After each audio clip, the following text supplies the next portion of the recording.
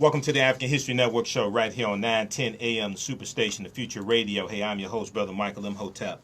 It is Sunday, May 12th, 2019, and we are live tonight. It's Mother's Day, so happy Mother's Day to all the mothers out there. I was at the International Institute yesterday for the pre-Mother's Day African Ball, organized by Queen Mother Oceandara. So I was the keynote speaker last night. My topic was Ancient Africans in America, before Columbus, slavery, and Native Americans, from Kemet to Wakanda. And then I was at the back there today for the Mother's Day luncheon, okay, that Queen Mother Oceandara organized today. And Sister Nubia Wardford, who's an African-American female archaeologist, she was the keynote speaker today. Okay, so thanks to everybody who came out. So we have a lot to talk about on tonight's show. First of all, in our second hour, we'll deal with some of the history of Mother's Day. Many people celebrate Mother's Day but don't understand the history of Mother's Day, don't really know what they're celebrating. They're just told to celebrate it. I'm not saying you shouldn't celebrate, I'm saying you should understand the history of what it is you're celebrating. So we'll deal with the history of Mother's Day and why its founder worked the rest of her life to remove the Mother's Day holiday from the calendars. Why its founder worked against the holiday that she created because it became too commercialized. Also, in our first hour, we'll deal with, this was a very, very busy news week. We see Trump is getting worse day by day. I wouldn't be surprised if we find out that he is bipolar. Because he definitely has some mental issues. And we saw this past week that the New York Times had a breaking news story dealing with a decade in the red. Trump tax figures show over $1 billion in business losses. Okay, Trump's tax information shows while living large in the 1980s and 1990s, Trump lost over $1 billion. And there's some really, really crazy things going on with those tax returns from the period of time of 1985 to 1994. Okay, so we'll talk about that as well. Now, he's come out and said, oh, hey, basically this shows he's a great businessman, things like this, right? He lost more money over that period of time. His tax returns, he lost more money than any other single American, right? And at the same time, in 1987, his book, The Art of the Deal, came out, right? And what people don't really seem to understand is Donald Trump did not write The Art of the Deal. He had a ghostwriter. His ghostwriter's name is Tony Schwartz. Tony Schwartz was doing interviews this past week. Tony Schwartz said, basically, The Art of the Deal should be classified as fiction. Okay? And Tony Schwartz has been interviewed many times on MSNBC. So a lot of the people, the same people who think that Donald Trump is a good businessman, are the same people who think that wrestling is real. These are the same people.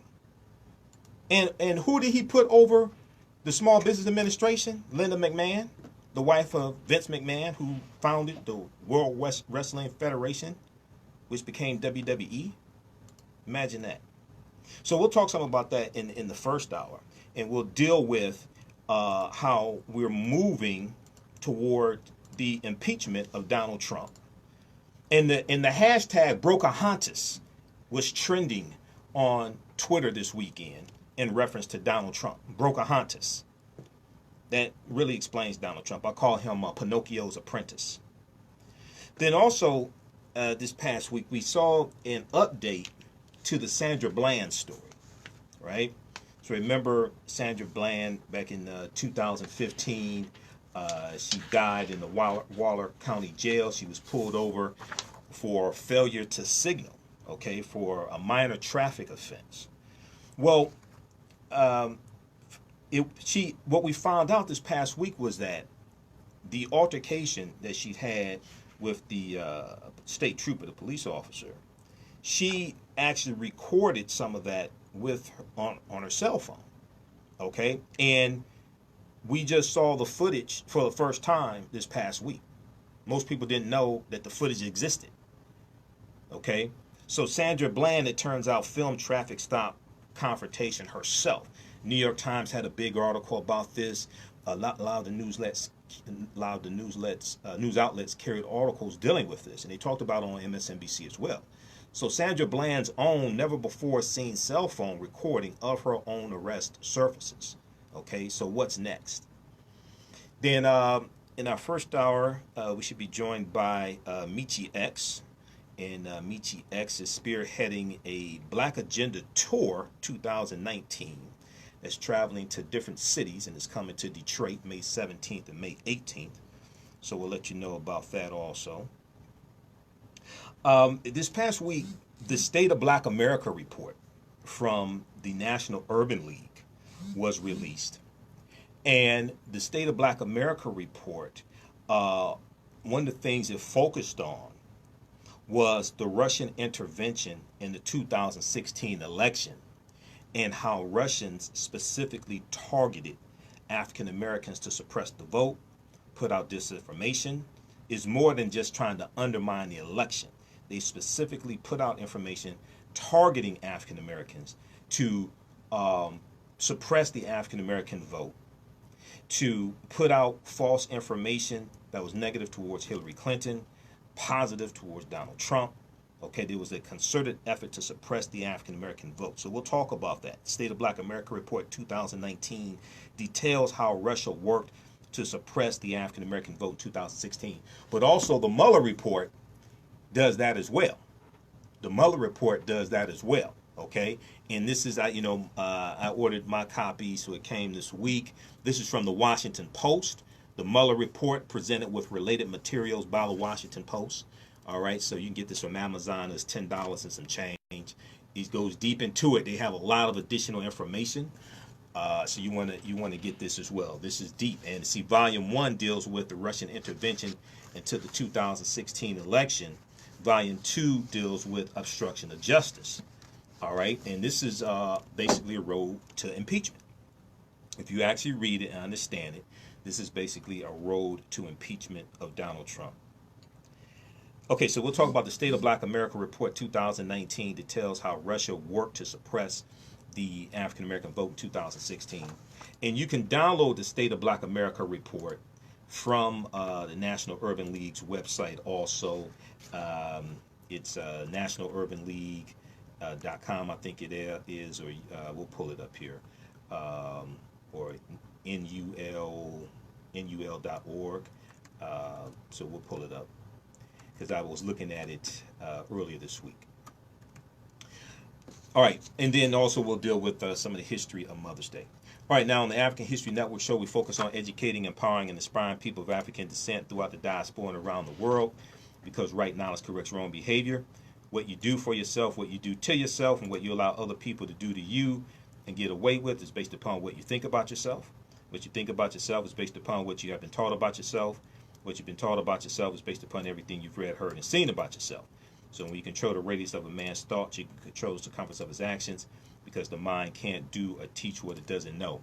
Now, we deal with a number of different topics here on the show. We deal with current events and history, politics, education, economic empowerment, entrepreneurship, relationships, love, sex, health issues, and much, much more. Sign up for our email newsletter. Text the word KEMET, K-E-M-E-T, to 22828. Sign up for our email newsletter. Text the word KEMET, K-E-M-E-T, to 22828. Or visit our website, AfricanHistoryNetwork.com. All right, follow us on our Facebook fan page, the African History Network. We're broadcasting there right now. Also on 910 AM Superstation's Facebook fan page, 910 AM Superstation, broadcasting there as well. All right, and follow us on our YouTube channel, Michael Imhotep, I-M-H-O-T-E-P. Okay, so I want to get into this first topic before we go to the break. All right, so New York Times had an earth-shattering story this past week dealing with Donald Trump and his finances. Now, during the campaign, 2016 campaign, I told people Donald Trump is a con man and a fraud. The only people who think that Trump is a good businessman are poor people and people who don't understand business. These are the only people who think that Trump is a good businessman, and probably also the people who think wrestling is real. Okay, I just sent you some clips. So if we look at this article from New York Times, decade in the red, Trump tax figures show over $1 billion in business loans. Decade in the red, Trump tax figures show over $1 billion in business loans. Okay, and New York Times had an article back in, I think, November 2018, dealing with some really questionable tax practices from Donald Trump also. Okay, but if we look at this article, newly obtained tax information reveals that from 1985 to 1994, Donald Trump's businesses were in far bleaker condition than was previously known. Okay, Donald Trump's businesses were in far bleaker condition than previously known. By the time his Master of the Universe memoir, Trump, The Art of the Deal, hit bookstores in 1987, Donald Trump was already in deep distress, losing tens of millions of dollars on troubled business deals, according to previously unrevealed figures from his federal income tax returns. Donald Trump was, now keep in mind, The Art of the Deal came out in 1987, so this is during the era of lifestyles and the rich and famous and this opulence and things like this. So he's trying to put forth this this facade, this image of wealth, when he was really broke. And not only that, The Art of the Deal, he didn't write. His ghostwriter wrote that, Tony Schwartz. So Donald Trump was propelled to the presidency in part by a self-spun narrative of business success and of setbacks triumphantly overcome. Setbacks triumphantly overcome. He has attributed his first run of reversals and bankruptcies to the recession that took hold in 1990. But 10 years of tax information obtained by the New York Times paints a different and far bleaker picture of his deal-making abilities and financial condition. Okay, so they, based upon their analysis of tax returns, he lost $1.17 billion in over that period of time, 1985 to 1994. Okay. All right, let's continue. So the data printouts from Donald Trump's official Internal Revenue tax transcripts with the figures from his federal tax form, the 1040, for the years 1985 to 1994, represents the fullest and most detailed look to date at Donald Trump's taxes, information he has kept from public view. Okay, now what's interesting is that, so I did a Facebook Live broadcast going deep into this. Okay, so you have to go to my YouTube channel and check this out, because I went deep into this information. Trump still does not want to release his tax returns. Why? He says he's under audit, and it's not illegal to release your tax returns when you're under audit. Richard Nixon in 1973 was under audit by the IRS. He released his tax returns because he didn't want people to think he was a crook. Now, what a lot of people, now if we go back to the presidential campaign, Trump said he would release his tax returns once the audit is over with. That was in June of 2015. June, July, August 2015. Okay? Now, so then going into getting closer to the election, he kept that narrative. After the election, Kellyanne Conway and other people say, well, it was litigated by the election, nobody cares. But that's not what he said before the election. He said after the audit is over with, he will be happy to provide his tax returns. So how did you go from, I'll be happy to provide my tax returns once the audit is over with, to it's already been litigated, nobody cares? Now, if we go and look at Richard Nixon, 1973, what a lot of people don't know is because of what happened with Nixon, The IRS automatically audits the tax returns of sitting presidents and sitting vice presidents. A lot of people don't know this. There's some articles you can read that deal with this information. Money.cnn.com has an article, Presidential Tax Returns, it started with Nixon, will it end with Trump? Presidential tax returns, it started with Nixon, will it end with Trump? This is the only camera I really have. Okay, this is from January 26, 2017. Donald Trump is positioned, so this is a few days after he took the oath of office, which was January 20th, 2017, okay? Donald Trump is positioning himself to become the first president in 40 years to refuse to release his tax returns. So the IRS manual makes it clear individual income tax returns for the president and vice president, quote unquote, are subject to mandatory examinations. And what happened was, this goes back to Nixon 1973. So in 1973, while under audit and amid a controversy over his personal taxes, Richard Nixon released returns dating back to when he took office in 1969. The scandal led to one of Nixon's most famous quotes. Quote, he said, people have got to know whether or not the president is a crook. Okay? Well, I am not a crook, end quote. So people hear that quote, right? They think it's referencing Watergate. No, it was referencing his taxes.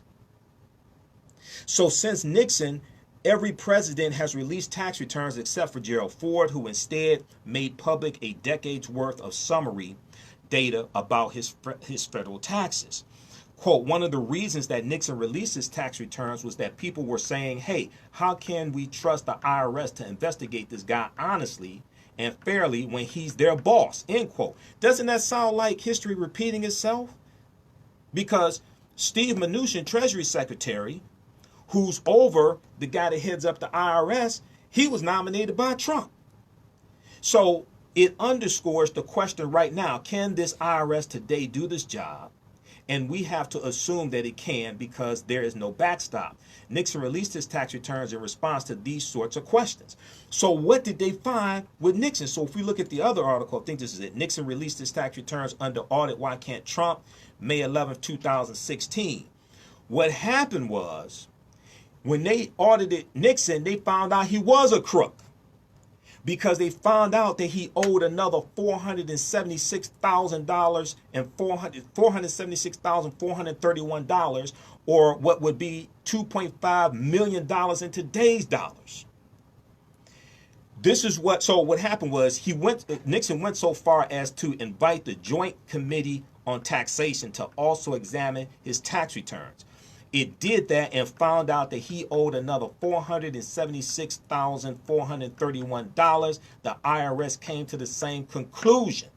Since then, the IRS automatically audits the tax returns of sitting presidents and sitting vice presidents. Most people, even people on MSNBC, CNN, most of the commentators don't know this. Read this article, money.cnn.com. Nixon released his tax returns under audit. Why can't Trump? We'll deal with this on the other side of the break. 9:10 AM the Superstation of Future Radio. Michael Imhotep, the African History Network show. We'll be back in a few minutes.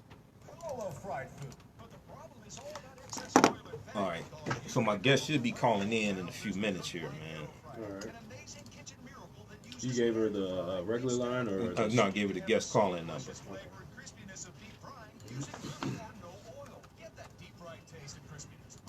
All right, guys, stand by. We'll be back in a few minutes. Let me turn these down, man. What's wrong with these chairs? This chair is not rising up. All right. Stand by. Everybody share this broadcast on your Facebook page. Invite your friends to tune in also.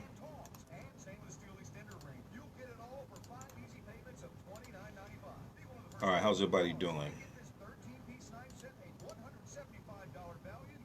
So we just posted the link here to that article from money.cnn.com. Okay, can you turn that down a little bit in here, please, Mike? We got Mildred. We got who else we have here? Just a few people watching. All right. You got the links I sent for the clips. Yep. All three of them, right? Yeah. I'll send you a couple more also, but we'll go with those for right now.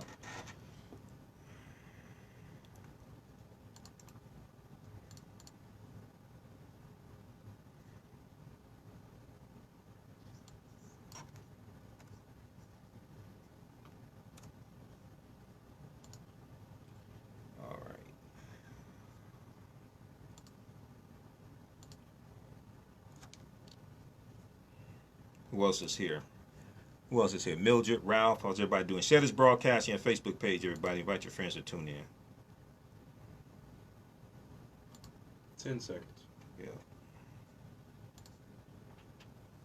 5, 4, 3, 2, 1.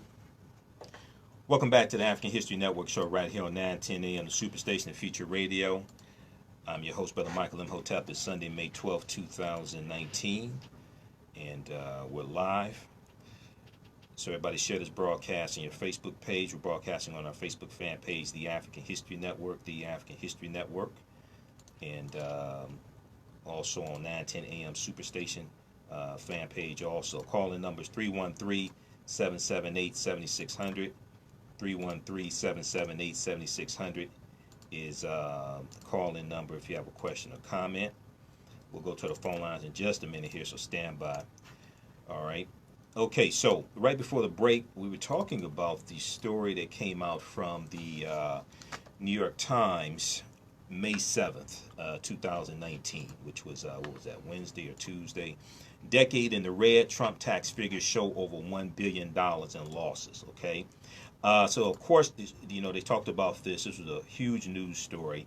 I want to go to this clip here. This is from The Last Word on MSNBC. New York Times report on Trump taxes begs the question, who is paying Trump? Let's go to this clip. Tonight, as I just mentioned, is one of the reporters who delivered the breaking news of the night in the New York Times. The breaking news tonight is that the New York Times has obtained 10 years of Donald Trump's tax information. The New York Times report tells us three big things. One, Donald Trump doesn't pay taxes. Two, Donald Trump loses massive amounts of money in business. And three, Donald Trump has always been financially dependent on his father. Those are all things that Donald Trump does not want voters to know about his financial life. All of those things clash with the image of successful businessman that Donald Trump presents to his supporters. It is possible that these 6 years of tax returns that have been legally demanded from the IRS by House Ways and Means Committee Chairman Richard Neal would reveal a similar pattern for Donald Trump, possibly with financial supporters other than his father, like perhaps a Russian oligarch or two. Those tax returns are being illegally withheld from Chairman Neal by Treasury Secretary Steven Mnuchin, but Chairman Neal will eventually succeed in obtaining those tax returns because the law is entirely on his side.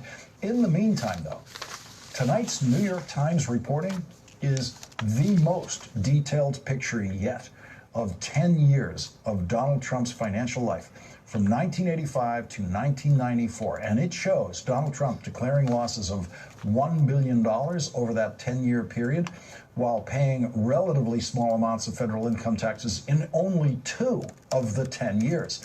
In 8 of those years, Donald Trump paid no taxes at all. 1 year shows a mysterious surge in interest income for Donald Trump of $52.9 million with no accompanying evidence of any assets that could produce that much interest.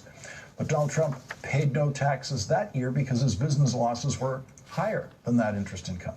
In the middle of the period studied by the New York Times, Donald Trump testified to Congress about just how hard it was out there for a businessman like him.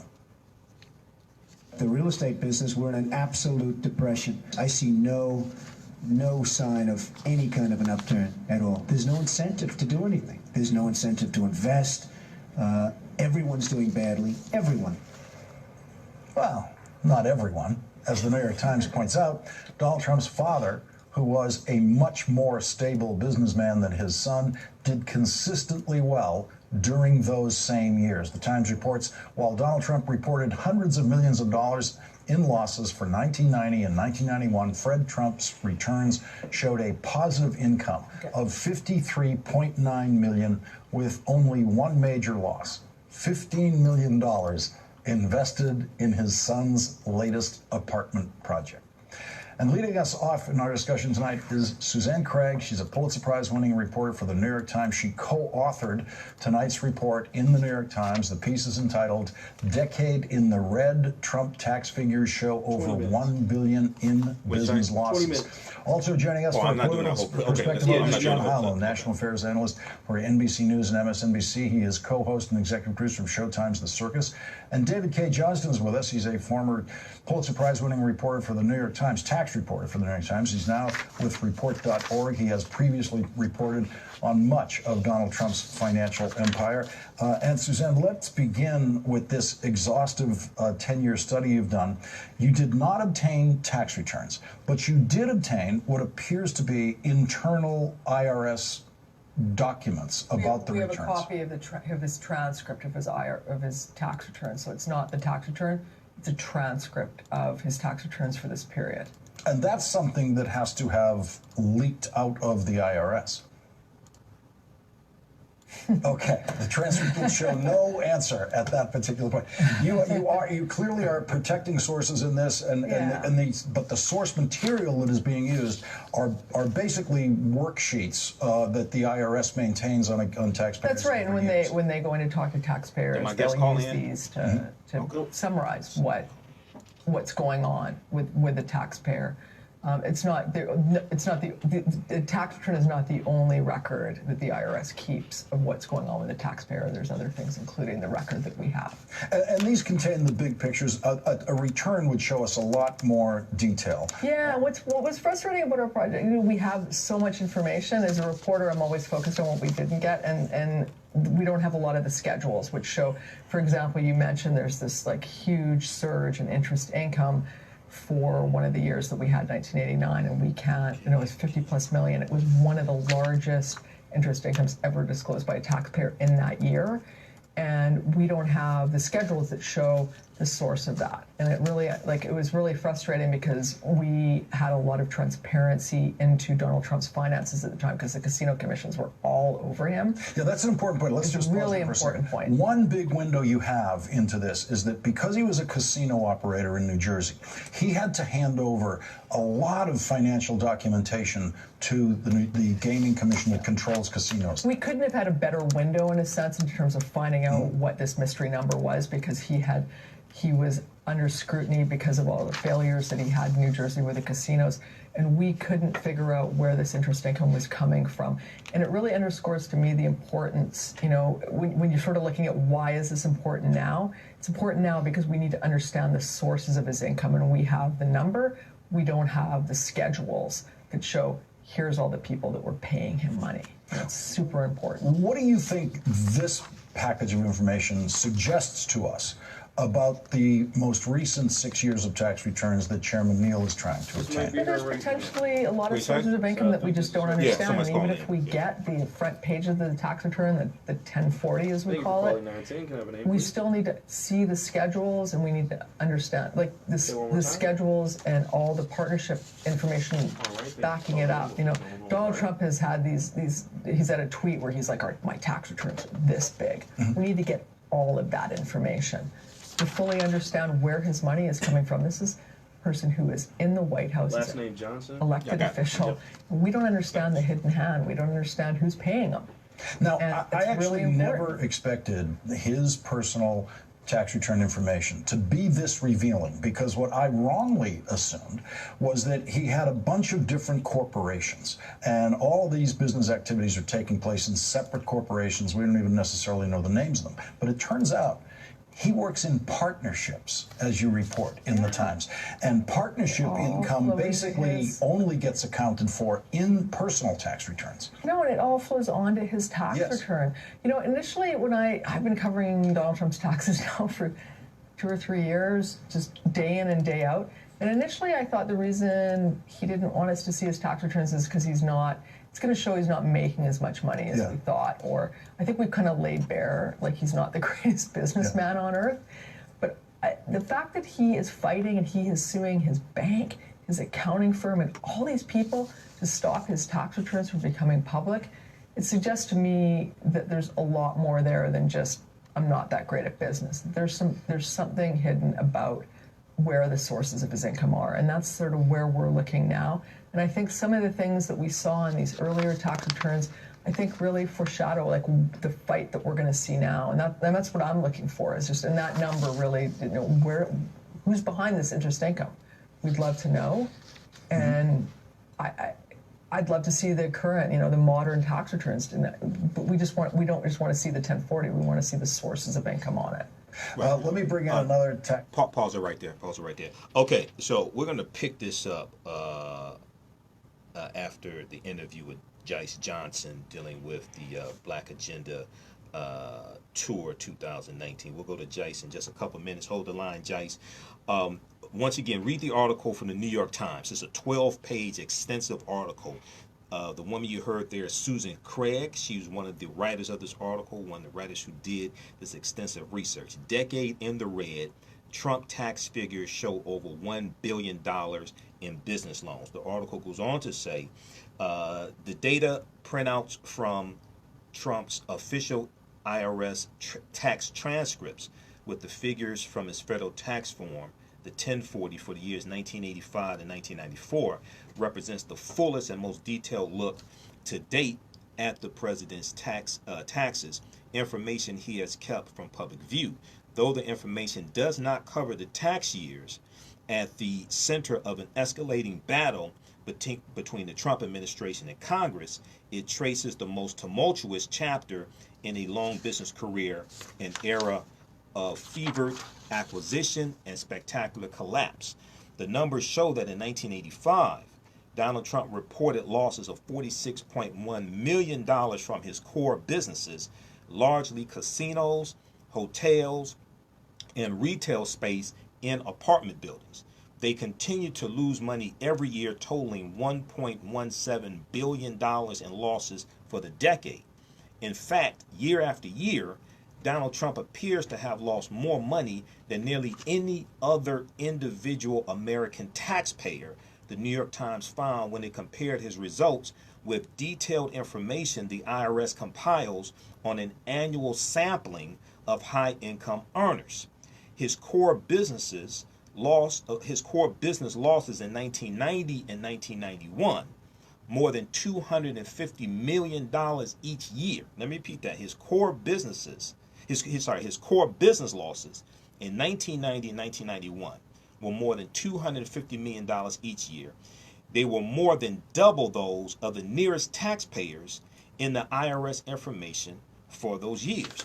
Now, one of his attorneys this past Saturday, after further inquiries, Saturday before last, after further inquiries from the New York Times, an attorney for Donald Trump, Charles J. Harder, wrote that the tax information was demonstrably false and that the paper's statements, quote, about the president's tax returns and business from 30 years ago are highly inaccurate, end quote.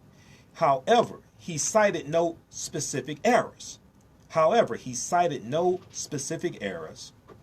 on Tuesday added that, quote, IRS transcripts, particularly before the days of electronic filing, are notoriously inaccurate, end quote.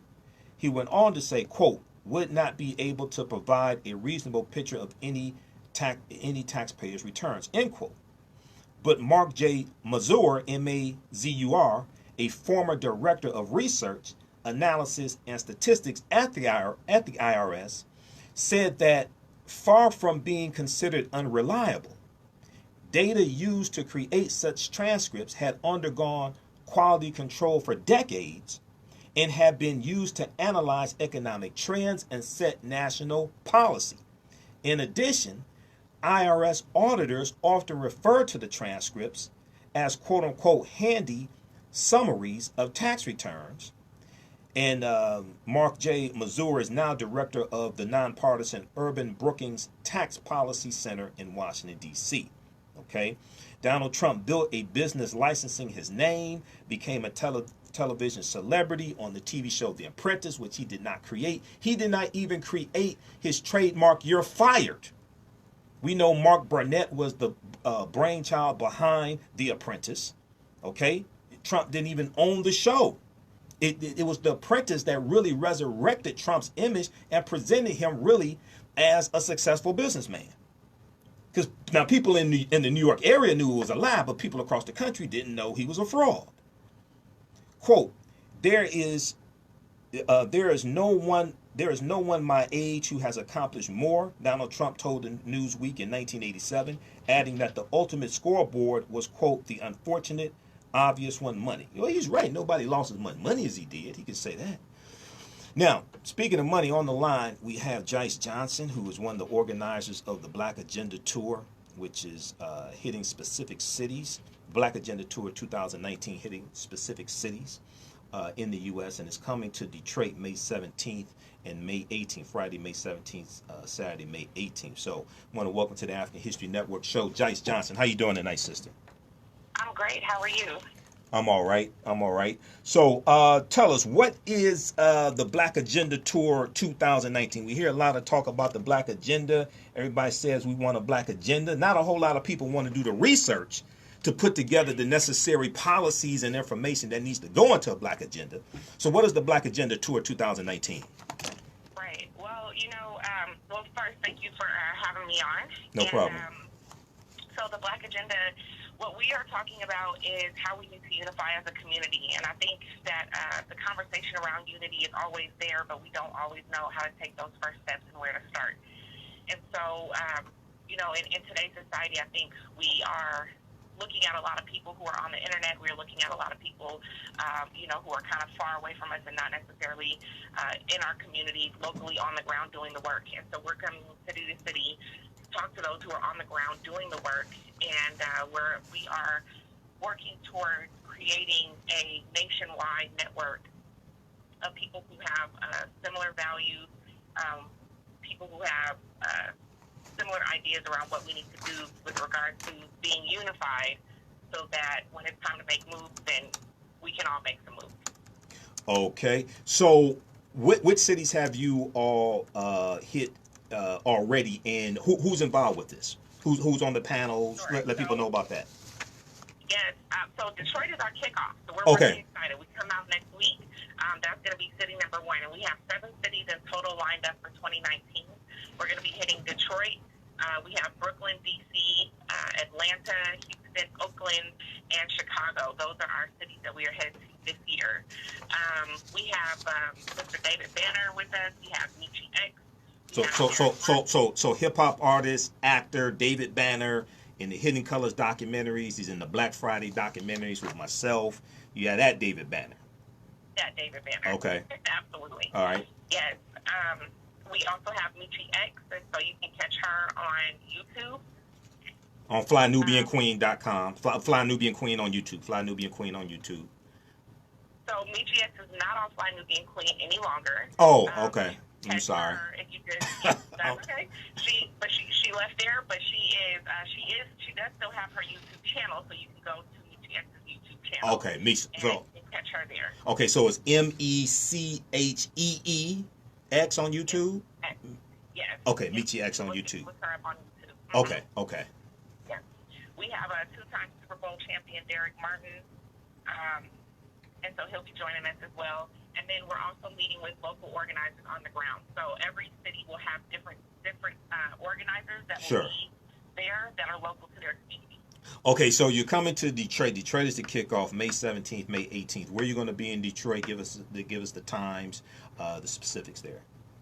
Absolutely. So we're going to be meeting at Force Detroit on Friday night, and so that is our United Front workshop. We're putting on a workshop specifically for organizations that serve the Black community, and we're working with those organizations again so we can present that United Front and work on some of those things that organizations need to build in terms of capacity, in terms of networking, and also just looking at how we work together so that we can serve the communities that we're out here, working on behalf of. That's happening from 6 to 8 at Force Detroit. What's the name of the location? Force Detroit. Spell that, please. SORCE. Source. Okay. S-O-R. No, wait. S-O-U-R-C-E? No, F as in Frank. Oh, Frank. SORCE. Oh, force, like full force. Okay. Oh, Force MDs. Okay. Tender Love. All right. Okay. Force Detroit. Yes. Okay. Go ahead. Yep. And then on Saturday from 10 to 4, we're going to be at 313. 313 what? That is the name of that is the name of the store that we're going to have our conference in. Okay. And forgive me because I don't have the actual address sitting right here with me. Okay. But it's 313. Uh-huh. Go ahead. But Saturday it's what time? 10 a.m. to 4 p.m. on Saturday? Yes. 10 Okay. a.m. to 4 p.m. Okay. It'll be at 313. Okay. So That's the name of the store. 313. That's the name of the store. What's your website so people can go to your website and get more information? Absolutely. So the website is theblack-agendaontour.com, and when you go there, you have all the cities that are listed out. Like I said, Detroit is our first stop, and Okay. when we get in the building, we're going to be talking about the 5 ways that we're attacked and how we fight back as a community and what you as an individual can do, because we believe that we are our own answer. Okay, so I saw some of that at your website. So let people know what are the 5 ways that we are attacked, because on the Friday that's designed for people who I think who are part of organizations or who want to like organize and really put something together. Explain Friday first. Explain what's going to take place Friday. Okay, so Friday, what we have are organizations. So if you are a part of an organization that serves the Black community, whether you are serving in mental health, whether you are out there working on buying back the block, whether you're working on education reform, criminal justice, social justice, housing, all of those services and things that take place within our community, those service-based organizations, if you're working on, economic development in the Black community, Okay. those types of service-based organizations, we want to meet with you on Friday. So that's happening on Friday, and that is groundwork organizing so that we will have built a network across the country by the time this tour is done. So if you want to be a part of that network and you want to work with us as we work to unify these organizations nationwide, you want to be at that training. Okay. Saturday is open for the community. Okay. So that is anyone and everyone across the board. If you are Black and you are looking at how do we unify and how do we work together, you want to be in the room. And let me make this point. Go ahead. There's a lot of talk around ADOS and around reparations. And what we say is that we need that package. We need a reparations package, but we can't do it unless we're unified. We can't do it unless we can come together and work together, use our collective power, and leverage that to create the policy that we need. So this is the groundwork that it takes for us to build as a community, and what that looks like, not just in one city, not silos, but across the country. Right, and not only that, people have heard me talk about reparations. Not only that, we need to understand the history of slavery and understand law and understand how to make legal arguments for reparations. Because unfortunately, a lot of these arguments floating around for reparations are not legal arguments. So people have to understand the difference between emotional arguments for reparations and actually legal arguments, and the process of getting bills pushed through the House of Representatives, pushed through the U.S. Senate, to be put on the president's desk to be actually signed into office. Unfortunately, a lot of our people don't understand that process. Well, and as you know, that's by design, right? And that's one of the ways that we're attacked. We're attacked through our education system. We are in an education system that does not teach us who we are. And that is part of the purpose of education, is to have a knowledge of self. And so that's something that's been stripped away from us. That is one of the ways that we're attacked, and that is why it is so hard for us to organize oftentimes, because we are coming from a place of miseducation. Right, exactly. Okay, so you talked about 5 ways that we are attacked. So give us a few of those ways that we are attacked, and people who are coming there Saturday, because Saturday is like the big day, right? Yes. Okay, so people who are coming there Saturday, what can they expect to walk away with? So you can expect to walk away with knowing what those 5 areas are. Okay. I'll give them to you because That's fine. listed on our website. That's fine. Go ahead. You don't have to come to the conference to find that out. Right. We are attacked physically, and I think everyone can kind of recognize what that looks like through things like police brutality. Sure. But also we're attacked physically through our medical system. We're attacked physically through our food and water supply system. So those physical attacks exist. We are also attacked mentally. And so, of course, we can look at the mental conditioning that happens in our community. We talked about recently the fact that, Nipsey Hussle's murder, there was still a black person who pulled the trigger, right? And the things that we see in our streets and the things that are happening within our communities are all direct results of the mental conditioning that we've been subjected to for a very long time. And we need to recognize that mental conditioning and how it affects us on a day-to-day basis. We are also, as I mentioned, attacked through our education system. Right. We are also attacked we're also attacked economically. And so if you look at the wealth that we hold that is on the decline, as much as we talk about, getting a higher education, as much as we talk about being a fastest socioeconomic group to start businesses, but our wealth is declining. We're owning less and less. And so we're attacked economically, and then, of course, we're attacked politically. Right. Okay, so give people the website again. So you can go to theblackagendaontour.com. Okay, theblackagendaontour.com. We're posting that link on our website. On our Facebook fan page, the African History Network. theblackagendaontour.com. I'm on the website right now. So when you you're going to go through 7 cities. So you let's look at this. Detroit, May 17th and May 18th. Brooklyn, June 22nd. Washington, D.C., July 13th. Atlanta, August 3rd. Houston, August 31st. Oakland, California, October 12th. Chicago to be determined. Okay, this is all 2019. So how do you want people, how do you suggest people implement what they're going to learn at the Black Agenda on tour? How do they take this information back to their communities and implement this agenda to push it to elected officials and people running for office on a local, county, state, and national level? So let's pull back a little bit, because what we look at is that truly a true Black agenda needs to be dual-sided, right? It has to have you have to have a political agenda. But in order to leverage a political agenda, you have to have an organized community. You have to have enough of your people organized to leverage that collective power to enforce the political agenda. And so as much as we're talking about a political agenda, I believe most of us can agree that the Black community is not unified in order to actually leverage that. And so so we don't have, in this phase, we don't have a political agenda that we're pushing. What we have is a community unification agenda that we're pushing. Okay. And so what we're walking away with is, one, just a knowledge of self and kind of coming back into recognizing that we are our own answer. We have answers within ourselves. There are things that we could be doing as individuals and things that we could be doing as communities to build collectively, not only in our own city, but across the country.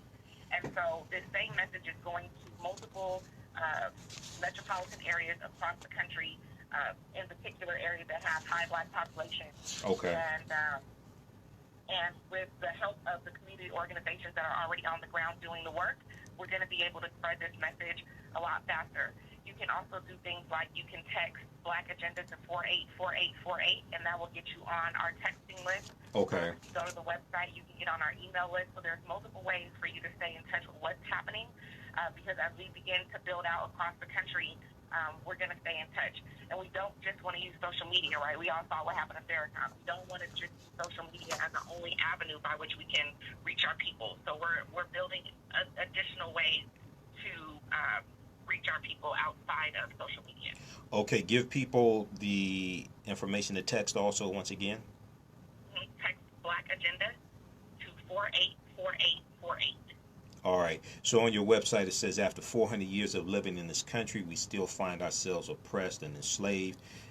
Time may have passed, names may have changed, but the fabric of slavery and institutions of oppression not only remain but are thriving. All right. So May 7th, Friday, May 17th, in Detroit. Let people know the location for Friday and Saturday once again. So that's going to be at Force Detroit, and I believe the address is 2727 2nd Street. Force Detroit. At Force Detroit, yes. And so if you sign up, of course, when you get your ticket, it'll have all of your all of the exact locations. So don't quote me, but I believe it's 2727 2nd Street. All right, that is okay, and it's on your website. Yes. Okay, all right. So once again, the website is the Black Agenda. The blackagendaontour.com. The blackagendaontour.com, is that correct? Yes. Okay, and ticket information, all the details are there as well. So what caused you all to put this together? Because and the reason why I say that is because we've had Black Agendas in August 2013. 60 civil rights organizations presented a 35 page agenda to the Obama administration. Personally, I think they should have done it prior to his first administration, but at least they did it. March of 2017, the executive leadership of the Congressional Black Caucus, the seven members of the executive leadership of the Congressional Black Caucus met with the Trump administration. They presented a 125-page agenda to the Trump administration entitled "We Have a Lot to Lose: 21st Century Solutions for Black Families," and then you can read that at their website, cbc.house.gov. We know Dr. Claude Anderson has Powernomics, which came out in about 2005, 2007, something like that. He's one of my teachers, I know. So what caused you all to put this together? And we're coming up on a break in a minute, but go ahead. So briefly, what I'll say is, when you think about across the span, how many Black folks know about all three of those reparations packages or agendas that were put forward? Mm-hmm. Right. Most don't. As a community, most don't. Right. And that's part of the problem, is that you have a small group of people who want to speak for the entire Black community. And I think that we do need the best and the brightest minds in there putting this together, because it's a very complicated. I believe it's a very complicated thing. We're talking about 400 years of oppression, systemic oppression. So I don't think it's something that's easily put together. But I believe that in order for it to have some power, we have to know about it. Right. And we don't, right? Right. So what Michi X actually has a story that you can find if you go to her YouTube, where she talks about, I think it's called How She Became Woke, right? And this leads up to her motivation. But my motivation, I think, the more of us that we become quote unquote woke, it infuriates us, and we start looking at what has happened in the past and what can we do going forward. And leaving the civil rights movement, I think we lost a generation of unity, and so the atmosphere is right. So you can have all the right solutions, but if you don't have the right timing, if you don't have the people behind you, if you can't unify and get the people to move as a unit, you can have all the right answers, but you won't have the power to execute. Okay. So, all right. Okay, so look, we're out of time here. We're up against a break, but Force Detroit is located at 2727 2nd Street. 2727 2nd Street, fourth floor. This is on their website. And then also it's 313, which is on Livernois, THREETHRITEEN, 313, which is at 19495 Livernois Avenue. Okay, give people the website once again. It's the blackagendaontour.com. All right, Jice Johnson, thanks for coming on. Okay, you take care, sister. Thank you so much. All right, peace. All right, we're up against a break. 9:10 AM Superstation Future Radio. Michael Imhotep, the African History Network show. We'll be back in a few minutes. Hi, I'm Joan London with a place for mom. All right, so we got two calls. We'll go back to call. Okay, so I'm gonna go back to that clip. I'm gonna play a little bit more of that clip, and then you got the other clip lined up. The other two, yep. I got the Wild Living Large and the... because I'm going to... the Wild Living Large, how long is that clip? This one is 12 minutes. Okay, I'm not going to play all of it, but I'm going to play a little bit of that. Okay, and then I'm going to go to the one from The Beat with Ari, DeRay McKesson. I'm going to go to that. This is clip 3. All right, yep. And this one is 5.5. Yeah, okay. All right, that's fine. All right, stand by, everybody. We'll be back in 2 minutes.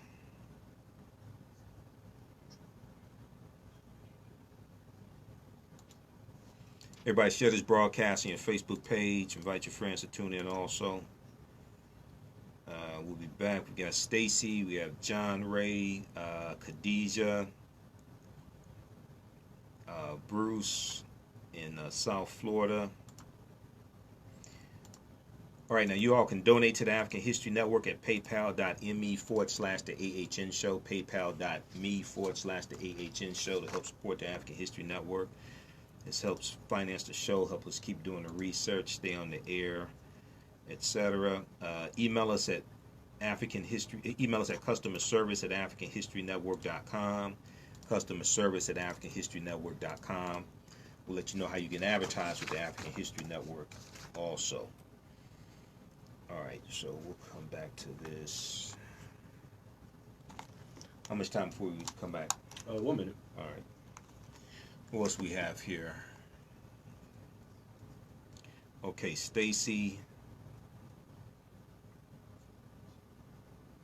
Okay, when you text Black Agenda, do not put a space between the words.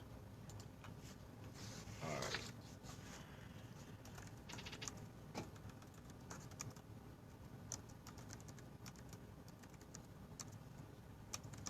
Four eight.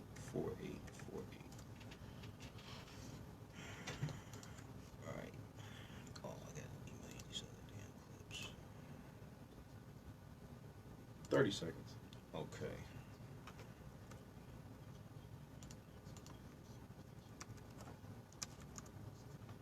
First two.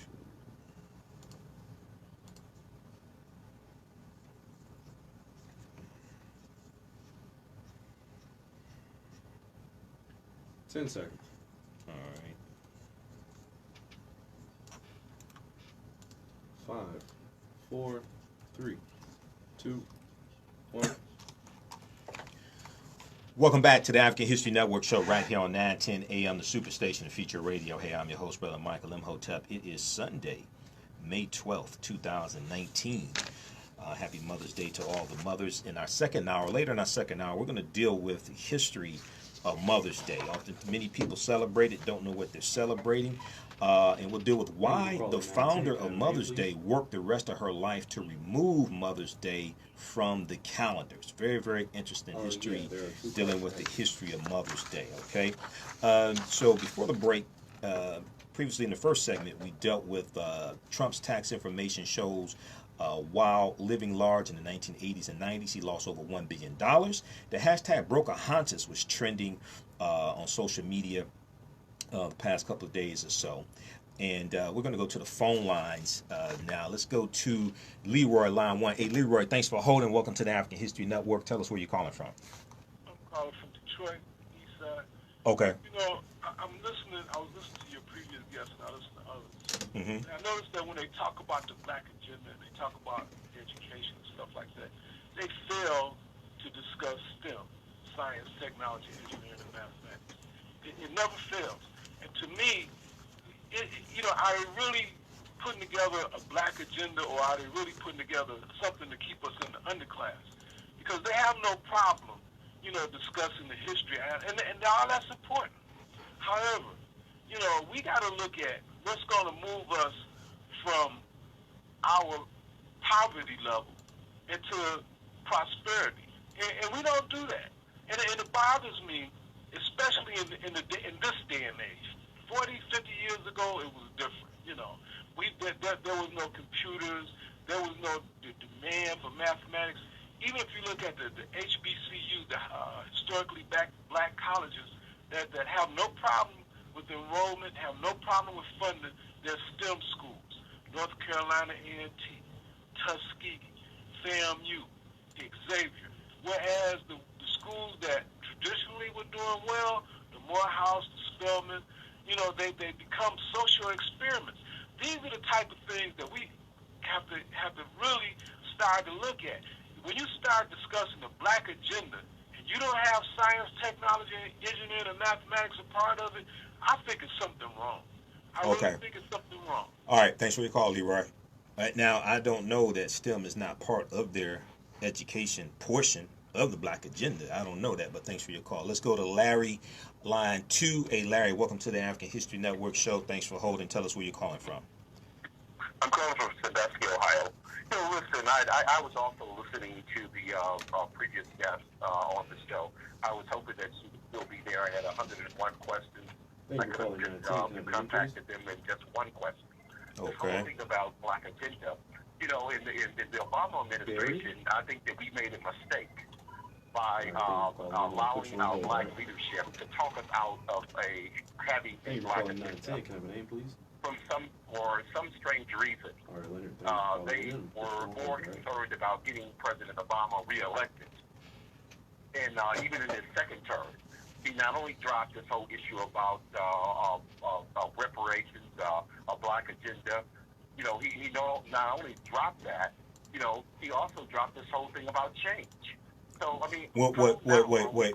When you said, hold on for a second, you said in his second term, he dropped. What about reparations? Wait. He dropped. Even run under this thing about change.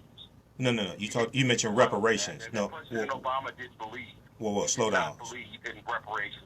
Okay, but you said something about second term and reparations. Okay, he did not believe in reparations. But he said that back in 2007. He said that before the election for the first term. Why would we allow a Black president not to have a Black agenda, number one, and why would we allow him not to have reparations or be for reparations? Well, first of all, a Black agenda is what we present to the candidate, not what they present to us. See, this was the same argument. This was the same argument that Tavis Smiley had with Reverend Al Sharpton. And Tavis Smiley was saying, well, wait a second, they don't have a Black agenda. Reverend Al Sharpton was saying, well, wait a second, a Black agenda is what we present to them. That's not what we wait on them to present to us. So if you go and actually look at the document, however, now, once again, August 2013, 60 civil rights organizations presented a Black agenda to the Obama administration. Now, I think they should have done that prior to the first administration or within the first slow down.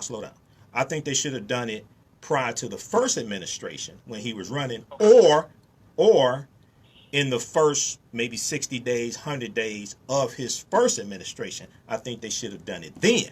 But however, they did, slow down. However, I'm going to come to you just a minute. However, they did present it. Now, unfortunately, most people haven't read it and don't know that it happened. I watched it when it happened and went through and read it. Go ahead, and then we have to go to Greg. Okay, my question is, okay, you said that they presented that in what, 2013? August 2013. Obama? Absolutely, okay, August 2013. What came about that? What came of that? Okay. What did he do about it? Well, number one, he met with them. Number two, we saw changes in criminal justice reform with President Obama. Now, some of those items were items that they had been pushing all along, but they still put it in an agenda. We saw changes in criminal justice reform. For instance, the U.S. prison population dropped to its lowest point in 20 years in December 2015. If you read the Department of Justice report from December 2016, they talk about this. It dropped from a peak of 2.3 million down to 1.53 million. The prison population of African Americans in this country dropped from 40% to 34%. Pew Research Center has the information on this. And what the Obama administration did under Attorney General Eric Holder in 2013, he issued his Smart on Crime initiative. What this did was backed off of charging low-level non-violent drug offenders with the longest, harshest sentences. This greatly benefited, the reforms that took place greatly benefited African Americans. Not only that, you saw changes in state laws and the way states handle criminal justice reform, which benefited African Americans. People should actually read the document called Progress of the African American Community under the Obama administration. It's still at whitehouse.gov. What'd you say? I just think that we made absolutely no progress under President Obama. In fact, well, that's not true. That's a false statement. He only added to our grievances. No, that's not true. See, what you should do, Larry, is go do some research before you come on this show. See, this is part of the problem. If you actually read that document, Progress of the African American Community under the Obama administration, it's still at whitehouse.gov. It was up during his second term. If you actually read it, it shows you specifically how policies under the Obama administration benefited African Americans. Now, see, he hung up. See, this is what people do when they call in this show and don't know what the hell they're talking about. This is what happens when you call in here with BS and I cite you specific evidence. They can't call it. See, he didn't cite one piece of evidence. He called in here with BS and I cited sources and then he hung up. See, people can't deal with the truth. Progress of the African American community during the Obama administration. It's at whitehouse.gov right now. We'll post it on our Facebook fan page, the African History Network, so you can go read it yourself.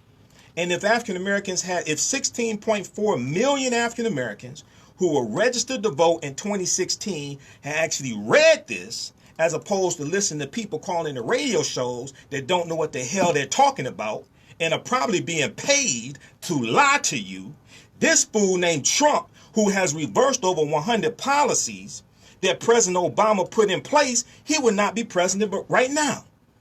This is one of the reasons why I do this show, to put this information out and counter this BS that people call into these shows with. Let's see, hold on, let me go in order here. Just a second. Greg. Okay, Greg, line 3, and then we'll go to Leonard, and then Barry, and then John, and I got to get to the rest of the show too. So let's go to Greg. Let's go to Greg, line 3. Greg, hey, welcome to the African History Network show. Thanks for calling. Tell us where you're calling from. Well, I really don't want to say that I'm known as the electrifying Mr. Positive. I guess I would say everywhere. Your first name is Mike? Yeah, this is Michael Imhotep, the African History Network show. Go ahead. Very good, very good. I just began listening to you tonight. Okay, thank you. You brought up a couple things. You're welcome.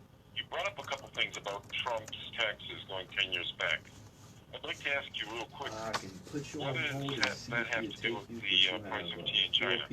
Well, if you actually heard let me address that. One, it was dealing with 1985 and 1994. Two, if you actually heard the entire segment, I dealt with the history of Richard Nixon and why it was made mandatory that the IRS automatically audit the tax returns of sitting presidents and sitting vice presidents. It goes back to 1973 when he was under audit. He was trying to prove that he was not a crook.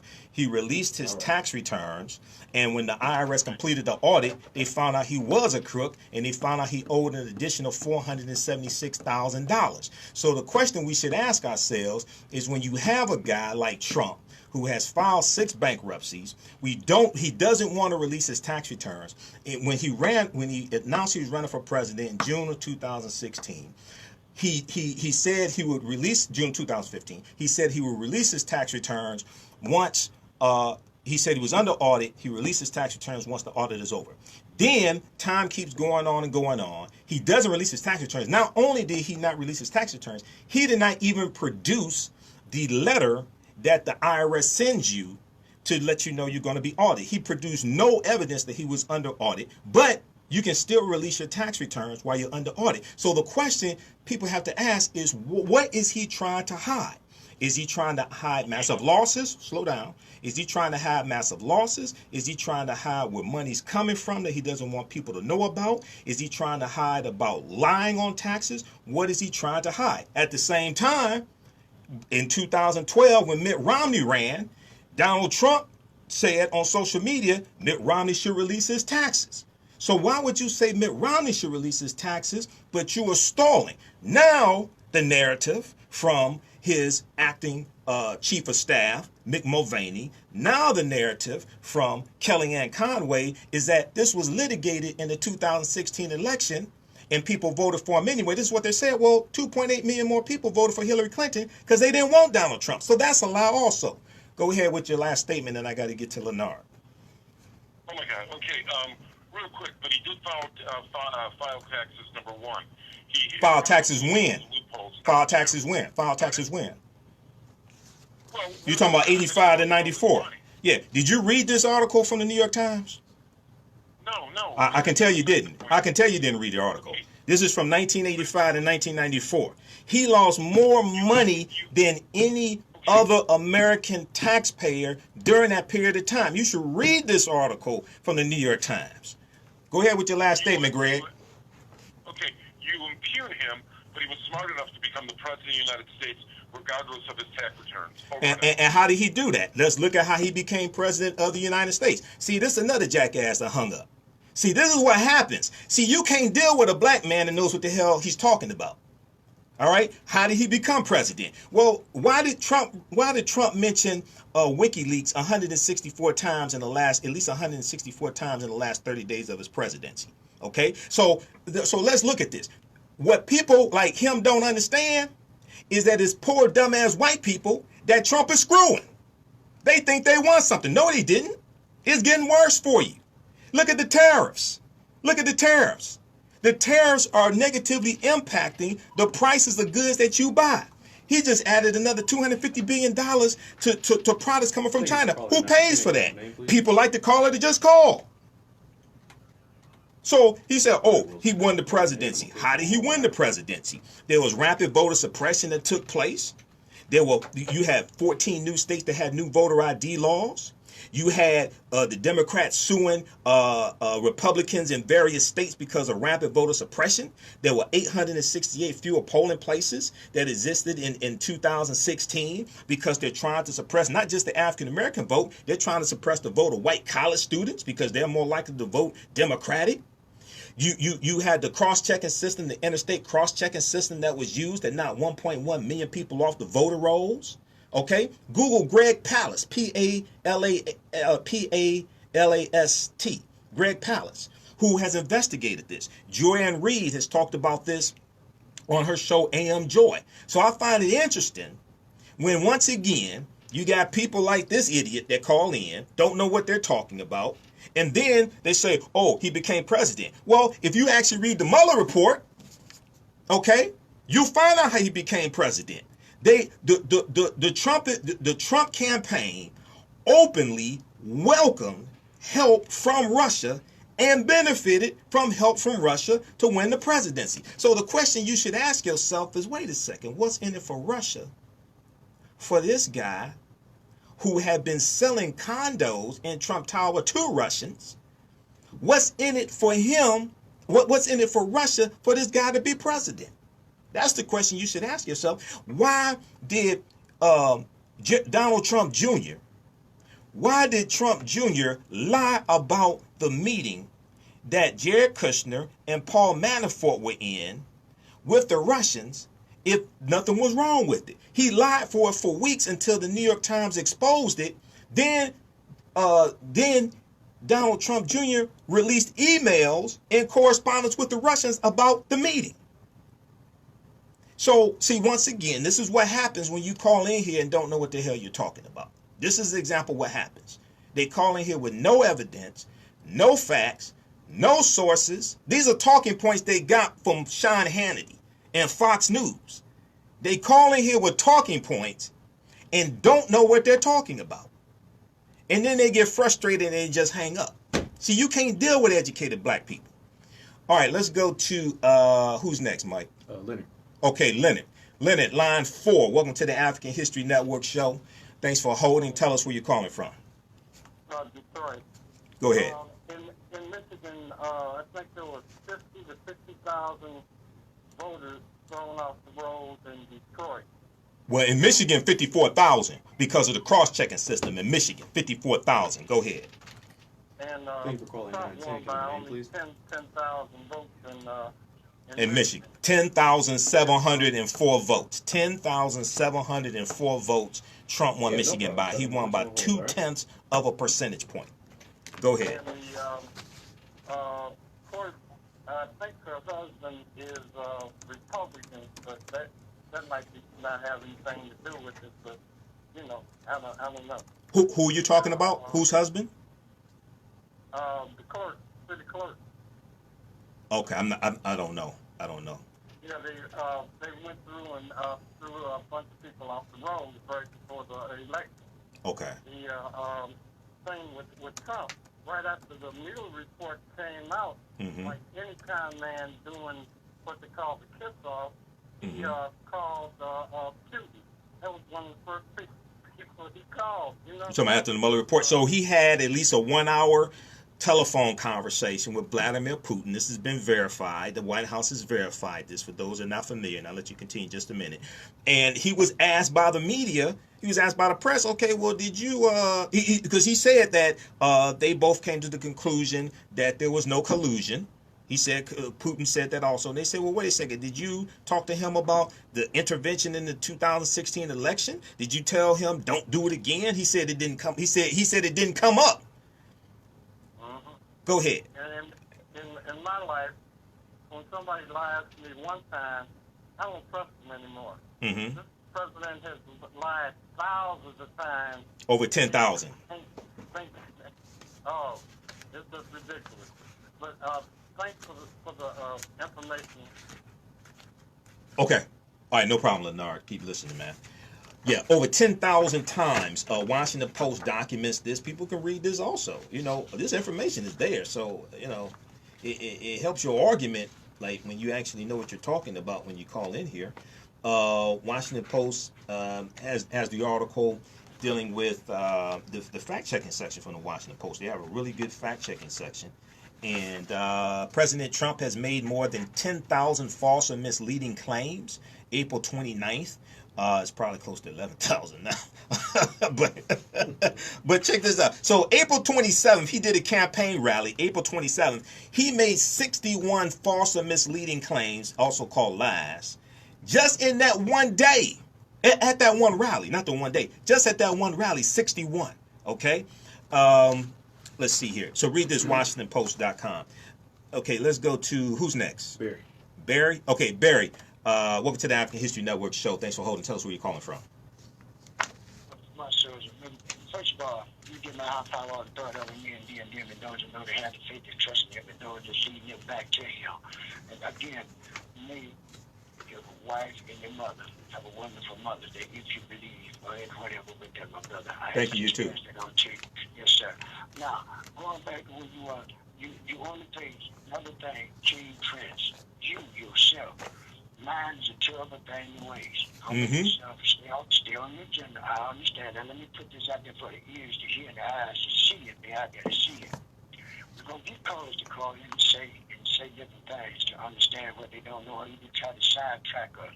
You told us you had an agenda. We didn't took an agenda to President Obama, President Trump. Ain't nobody listening to that.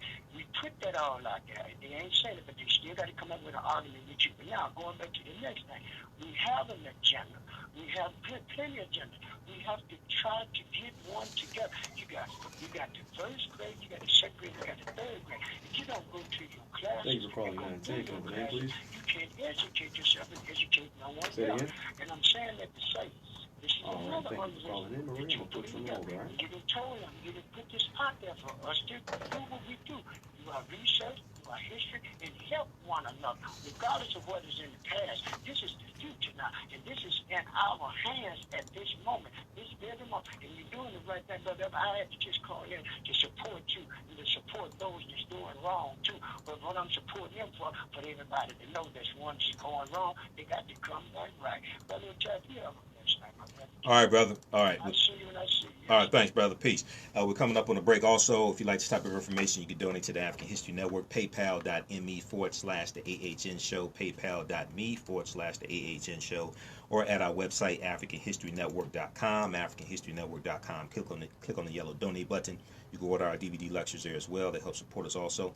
Read the article from AtlantaBlackStar.com, How to Get Rid of 7 Million African American and Latino Votes Without Anyone Noticing. How to get rid of 7 million African American and Latino votes without anyone noticing. I did entire presentations. I've done lectures dealing with the voter suppression that took place in 2016, what the Republicans were doing. If the African American vote did not matter, why did Republicans work so hard to suppress our vote? Why did they continue this as well? 9:10 AM Superstation, the Feature Radio, Michael Imhotep, the African History Network show. We'll be back in a few minutes. So you've decided to be in college. That's cool. So all right, stand by, everybody. Which is a... Damn, the phone line's lit up. For real, yeah. Phone line's lit up, man. All right, guys, we'll be back, I guess, in 2 minutes. Okay, so what I'm going to do, I got to go to, okay, we got to do the Sandra Bland clip. And then I sent you some more clips also. We got to go to the one dealing with Russia in the 2016 election, National Urban League State of Black America, because that ties right into this. Is that the fourth or the fifth clip? I think it's 4. Yeah, 4 and 5, both of them. Okay. We can hit both of them because this ties right into this stuff. So yeah, I'll play the clip from dealing with Sandra Bland. We'll hit that one, and then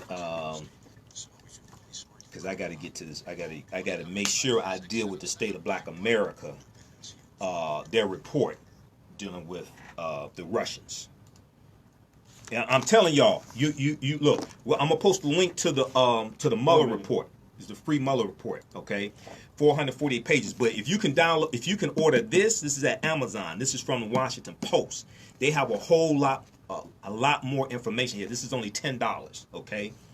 The Mueller report with related materials by the Washington Post. All right, let's see here. 30 seconds. All right.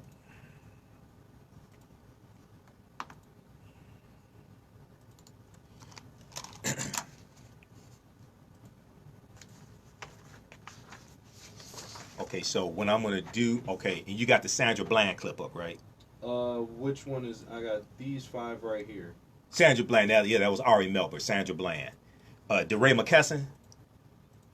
This one, yeah? Yeah, okay. That's the one I'm going to next. Okay. All right, 3, 2. Welcome back to the hottest show in radio, the African History Network show right here on 9:10 AM the Superstation with your host, myself, Brother Michael Imhotep. All right, phone lines lit up. Hey, look, I'm only on once a week. You got to watch my Facebook Live broadcast where I'm unfiltered because I can go deep in. I don't have a time limit. And I go deep into this information, give you the sources, proper documentation, ends all conversation. See, this is what happens when you call in and you deal with somebody who does research for a living and you don't know what the hell you're talking about. This is what happens. All right, now speaking of research, you want to, I talked about the Mueller report. So this is my copy of the Mueller report that I ordered from Amazon. This is from the Washington Post. This is the full 448 pages, okay, plus supporting documentation and materials from the Washington Post.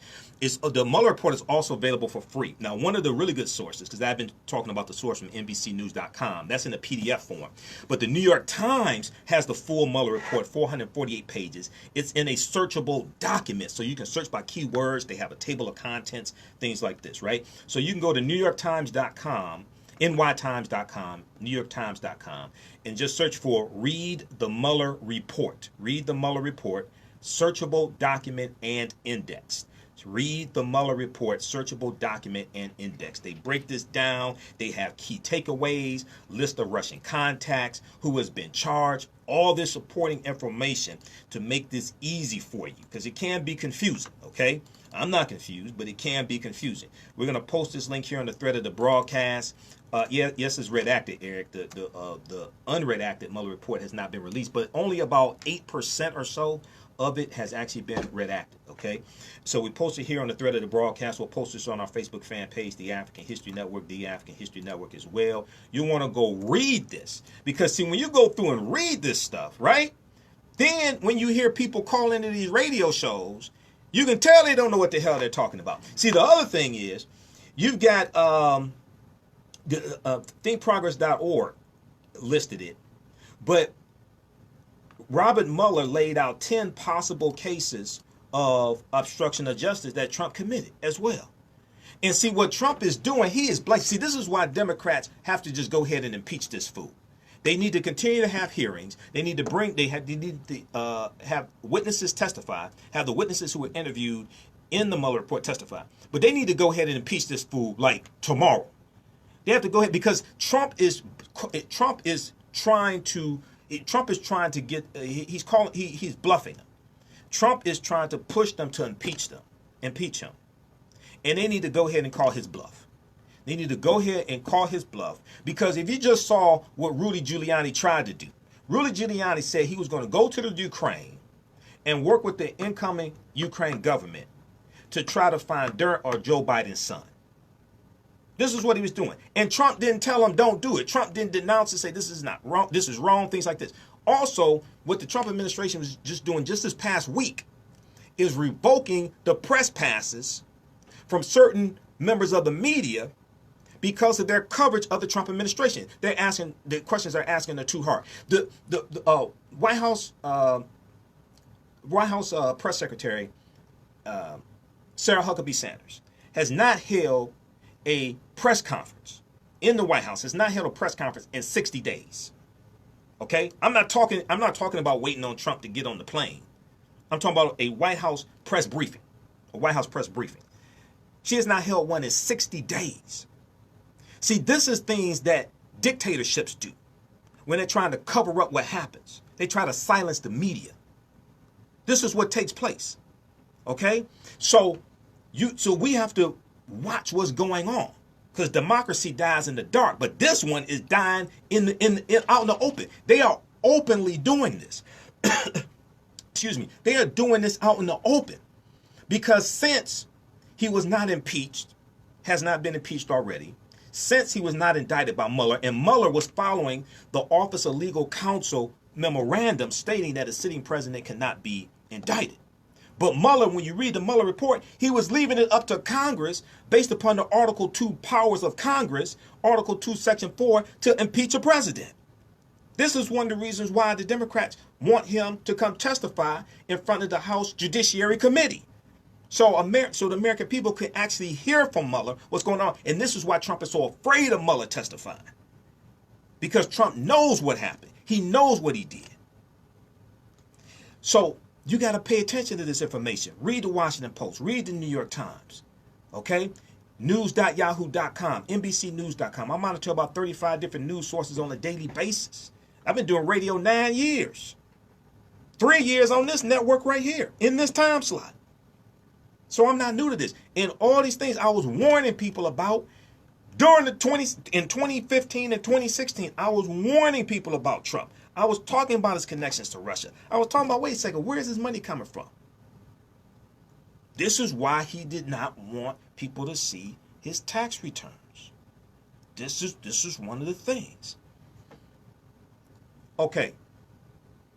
We'll go back to the phone lines in just a minute here. I got to get to this other story because we're running out of time here. So, first of all, there was one other clip I'm not going to have time to get to dealing with Trump. We may do it next week. The 11th hour with Brian Williams. Steve Kornacki was sitting in for him. And they did a segment dealing with Trump's tax returns also. While living large in the 1980s and 90s, Trump lost over $1 billion.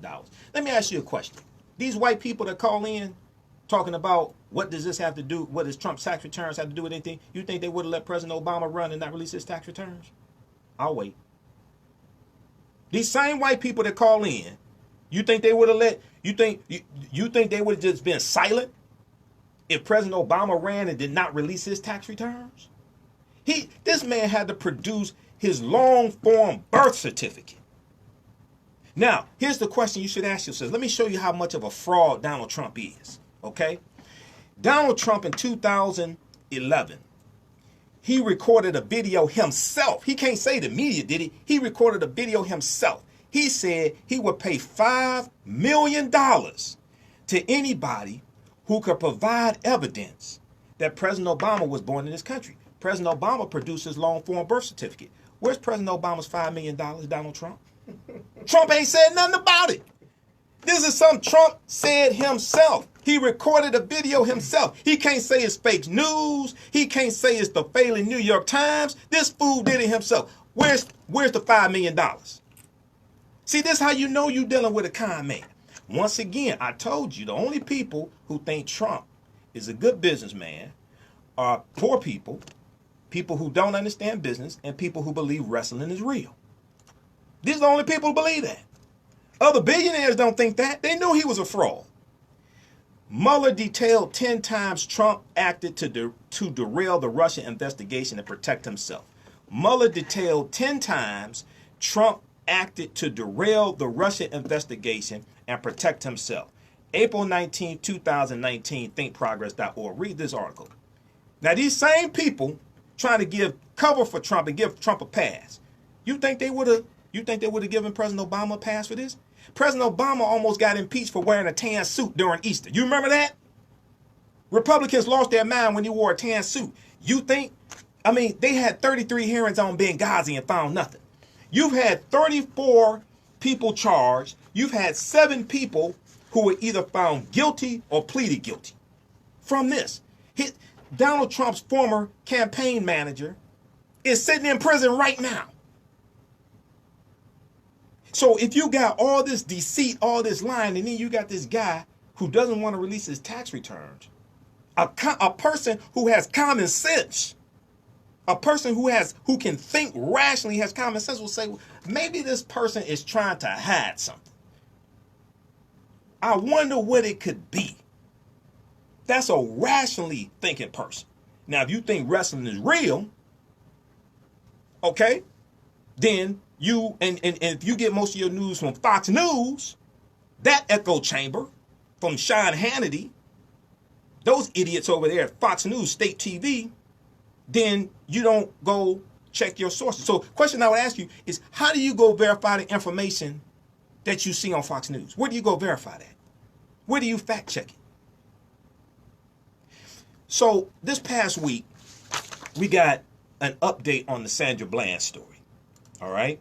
And once again, people, read the document at whitehouse.gov, progress of the African American community during the Obama administration. Because I'm telling you, if black people had have read this during 2016, more African Americans would have voted and Trump would not be president now. You had a 7 percentage point drop from 2012 when 66.6% of African Americans voted, who registered to vote. 2016, it dropped to 59.6%.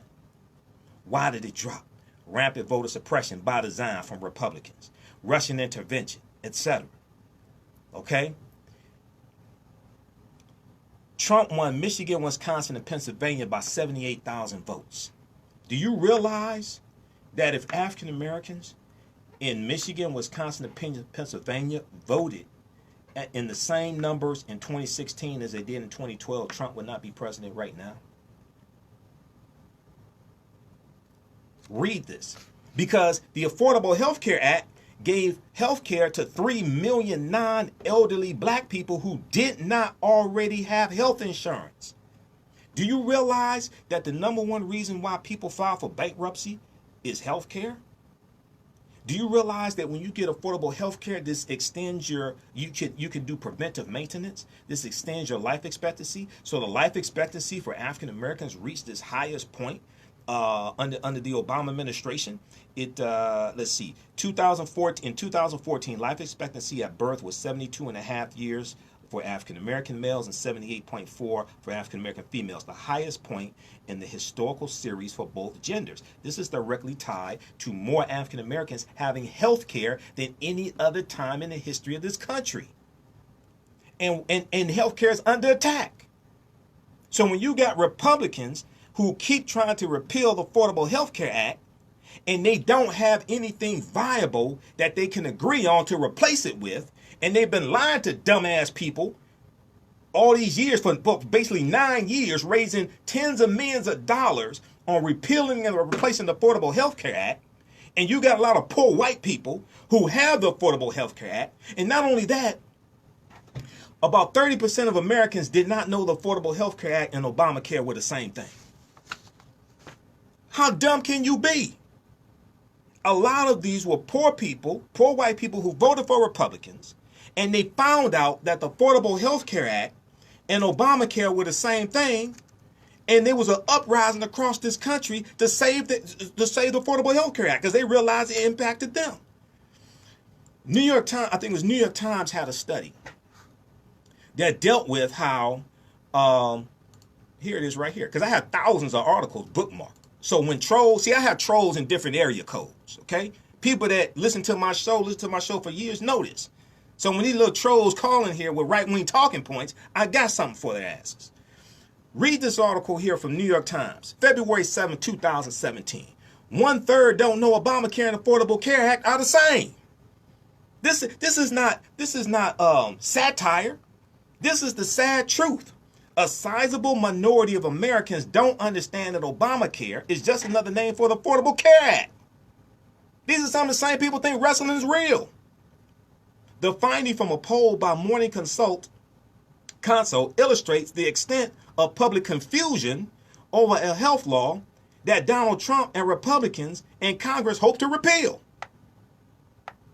See, you had a lot of poor white people who voted for Republicans because Republicans, felt were going to be hard on African Americans, take away welfare and all this stuff, even though the majority of people on welfare are white people. And then when you have them taking away subsidies for the Affordable Health Care Act, they're screwing themselves. Read this article. 1/3 don't know Obamacare and Affordable Care Act are the same. February 7, 2017. Okay, so we got to go to the story dealing with Sandra Bland. So the video was released this past week of about 39 seconds of video that Sandra Bland recorded herself when she was arrested by the state trooper there in Texas. Let's go to this clip from MSNBC, Ari Miller. McKesson to discuss some new developments in a story about Sandra Bland, who died in police custody. This was 4 years ago after a very controversial traffic stop. The death itself in custody was ruled by the authorities to be a suicide. What's new tonight is a video which her family says was improperly withheld, and it was the very video she took on her own cell phone during that very controversial arrest. Get out of the car now. Why am I being apprehended? You trying to give me a ticket for the failure? Get out of the car. Why am I being apprehended? You just opened my car door. You just opened my car door. So you threatening to drag me out of my own car. Get out of the car.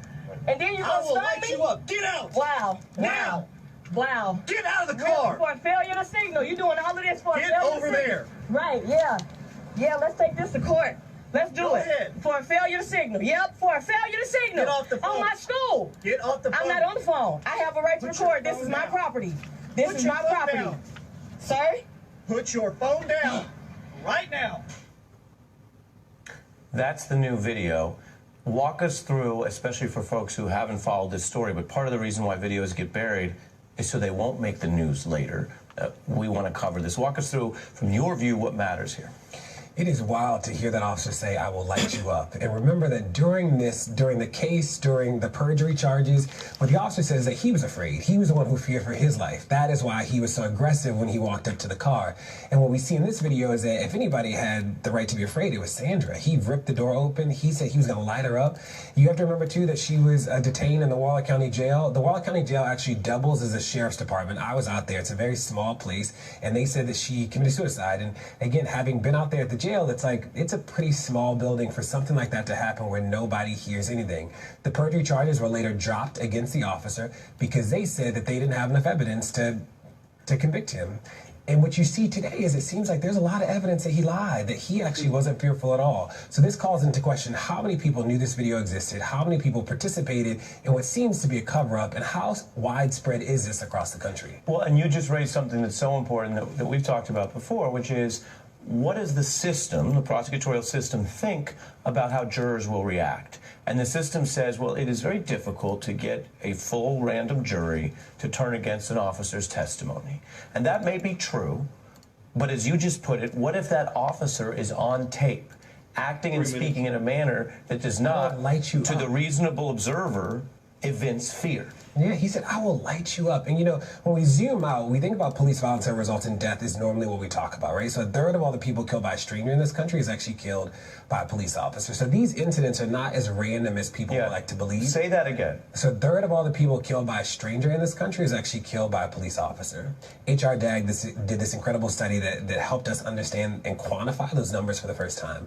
But you see time and time again, you think about Oscar Grant. Just recently with the Oscar Grant, the killing of Oscar Grant, Bart just released the data that showed, or the investigation notes that showed, that the officer called him the M-word, that it was clear that he was not reaching for a taser, he was actually reaching for the gun. And just like in Sandra's case, there was a system of people who participated in a cover-up. So when you think about these incidents, they are not isolated. They're institutions that actually protect them. Right. I think that's so important. The Grant cases you mentioned, and 2020 candidates have been weighing in on the new Bland video and on these cases. It was an issue that was in the news a lot before Donald Trump changed a lot of the conversation. But the Grant case was one where, again, you say it was a transparency law that released the information that basically notified us, these are some of the candidates weighing in on this case, that, oh, as you said, that officer used the N-word in that police interaction, which I do think, I mean, speaking as a reporter and an attorney, I do think could impact how a jury understood the situation. Let me play for you as well the Bland family, which did get a settlement. This is a case that I do think is mixed in the legal part, because the officer, as you say, on the one hand, was not ultimately brought to trial. On the other, the pressure did force him out of law enforcement forever. The family was ultimately given a settlement that they accepted, so there were some steps. But here's why they say it's not enough today. Take a look. Let's go. What it does, without a shadow of a doubt, validate is that Brian Encinia's behavior in the field, his lack of judgment, and his inability to really de-escalate that situation was what was the impetus behind why she was detained and ultimately why she died in police custody. It's a matter that the more power institutions have, the more questions we should ask. And with this, it's like, when this happened, do you remember people were like, well, you know, he was afraid, he was doing his job, she got arrested. What we find from here is that this is a reminder that we need more accountability mechanisms, we need more checks and balances with the police, not less.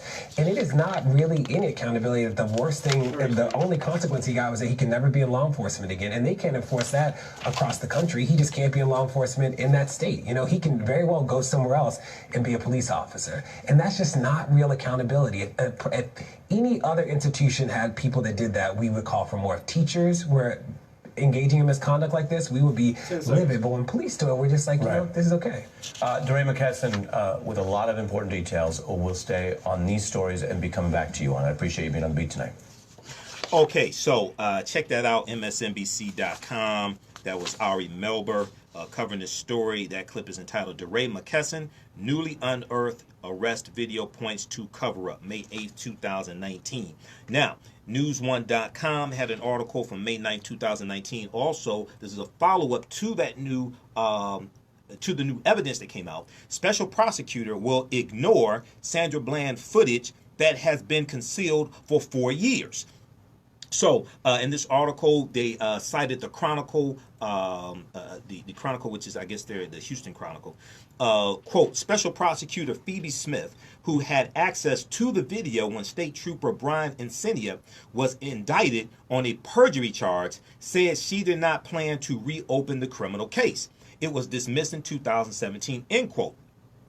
Now, Phoebe Smith knew that the video existed, which clearly shows that State Trooper Brian Encina did not fear for his life, which was the reason why he claimed he made Sandra Bland get out of the car. Now, the Chronicle also reports, quote, family attorney Cannon Lambert said this past Wednesday, that the video would not have affected the civil case. He recovered the maximum possible amount from the Department of Public Safety in the settlement. He said a total $1.9 million, end quote. However, he did believe the video should have been enough to criminally prosecute State Trooper Brian Encina. Sadly, the powers that be in Texas feel like it was not enough. This is why voting for prosecutors is so important. The disturbing footage was made public by WFAA, local affiliate there in the Texas area, Dallas area, late Monday night, and local police had allegedly been concealing this video for nearly 4 years. Read the full article at news1.com.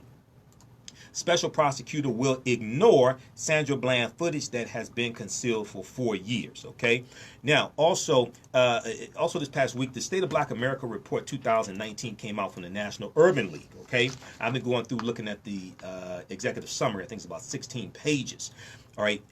So, President of the National Urban League, Mark Morial, he was interviewed on a number of different shows. He was interviewed on Politics Nation, May 4th, 2019. State of Black America Report to address inequalities in America, and they're focusing in on the Russian intervention in the 2016 election. Okay, and if we look at their website, nationalurbanleague.org, they have the 2019 State of Black America Report there, and they talk about how, let's see here, Mark Morial said the level of manipulation and deceit that Russia aimed at dissuading black citizens from voting is shocking, but aligns with racially motivated efforts taking place in state legislatures across the nation. According to the Brennan Center for Justice, a partner in this year's report, 25 states have put in place new restrictions since 2010. Overall, 14 states have more restrictive voter ID laws in place. 12 have laws making it harder for citizens to register. 7 states have cut back on early voting opportunities. And 3 states made it harder to restore voting rights for people with past criminal convictions. We see what the state of Florida is doing. Now, the state of Florida has done 2 egregious things over the past couple of weeks. One, they've put in place stipulations, more hurdles for ex-offenders to get their voting rights back. So they passed Amendment 4, I think it was, in Florida. Over 60% of people voted in Florida to restore full voting rights to ex-offenders. They've served their debt to society. This will restore voting rights to 1.4 million people. A good percentage of them are African American, but a good percentage are white as well. So now the state legislature has passed an additional law saying that you got to pay all your fees and all these things to put another hurdle. It's actually a poll tax, okay? Then also we saw that the governor of Florida, DeSantis, signed into law that teachers in Florida schools can carry guns. They have to go through a certain amount of hours of training, things like this. And people are saying, wait a second, they're going to end up killing a lot of African American students. I guarantee you, if Andrew Gillum had won the governorship of Florida, he would not sign, he would have vetoed that law. I guarantee. This is an example of how elections have consequences. Let's go to this clip here from Politics Nation, clip 4, State of Black America Report to address inequalities in America. Let's go to this clip.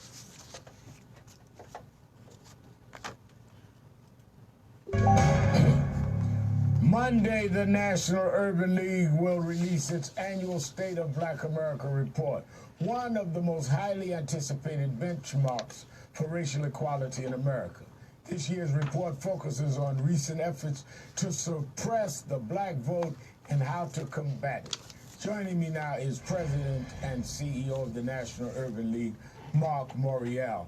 Mark, I know you have embargoed the report till Monday morning, but give me some of the highlights that we can expect, particularly as we talk in this political season. Because one of the things I noted on your release is that in 2000, 76% of the people that voted were white, and in the last election, we project in 20, it'll be down to 66%. So the value of non-white voters and black voters have increased. Explain to me where we are in our state of black America and the state as is juxtaposed with the state of the country in terms of Well, first of all, Reverend, thank you for having me, and I'm proud to be first on Politics Nation to discuss this year's State of Black America report. Let me tell you the most compelling news. We highlight in this report what I call the terrible trio of voter suppression. One, the Supreme Court and its anti-democratic decisions in Shelby and Husted and Citizens United. Number 2, state legislatures across America, 40 plus, that have engaged in outright efforts to make it more difficult for people, particularly people of color, to vote by eliminating early voting, by creating voter ID requirements, by putting clamps on those that want to register people to vote, like the National Action Network, the NAACP, or the League of Women Voters.